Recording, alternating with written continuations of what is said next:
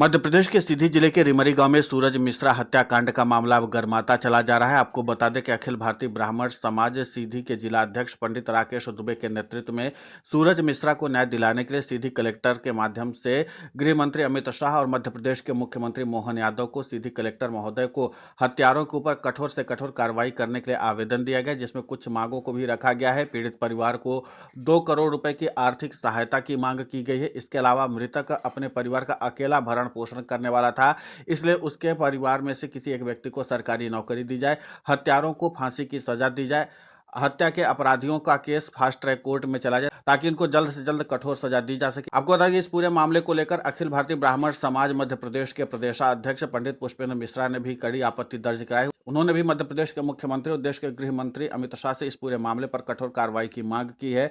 उन्होंने कहा कि इस पूरे मामले पर अब जिस तरीके से कार्रवाई होनी चाहिए थी अभी तक नहीं हुई है। इसके अलावा इस पूरे मामले पर उन्होंने कहा है कि मृतक परिवार को कम से कम आर्थिक सहायता तो सरकार की ओर से दी जानी चाहिए ताकि परिवारों का भरण पोषण किया जा सके। उनके बच्चे जो हैं वो भी अब अनाथ हो चुके हैं क्योंकि उनका भरण पोषण करने वाला कोई नहीं है। मृतक अपने परिवार की जिम्मेदारी उठा रहा था, लेकिन इन दुर्दांत अपराधियों ने जिस तरीके से प्राण घातक हमला किया वो किसी भी तरीके से अक्षम्य है। उन्होंने कहा कि मध्य प्रदेश के सीधी जिले के खड्डी चौकी अंतर्गत रिमरी गांव में जिस तरीके से ब्राह्मण सूरज मिश्रा को गांव के दबंग मुलई यादव और उसके साथियों ने बीच रास्ते में घेर कर धारदार हथियार से हमला किया, यह दिखाता है कि उनका कानून के प्रति जरा भी डर नहीं है, इसलिए इनको कठोर सजा मिलनी चाहिए। हमारे सीधी जिले के खट्टी ग्राम रिवारी में एक ब्राह्मण की हत्या हुई है और वह उस दिन अपने घर में गोवर्धन भगवान की पूजा कर रहे थे।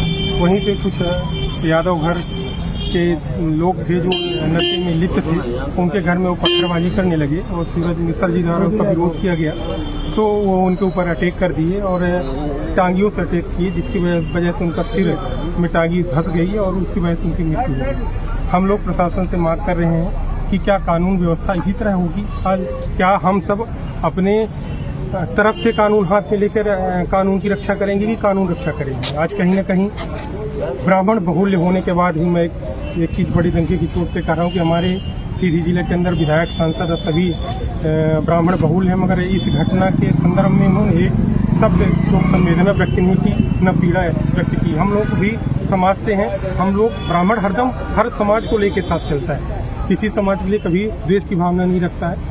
और हमारे ब्राह्मण समाज के भी जो लोग आरोपी रहते हैं हम लोग उनका विरोध करते हैं, जो गलत होता है गलत करते हैं, मगर जो कृत्य वहाँ पे किया गया, जैसे हम लोग वहाँ पे यह मांग कर रहे हैं कि वह लड़का घर का अकेला वो गोवर्धन पूजा कर रहा तो उसकी हत्या कर दी गई।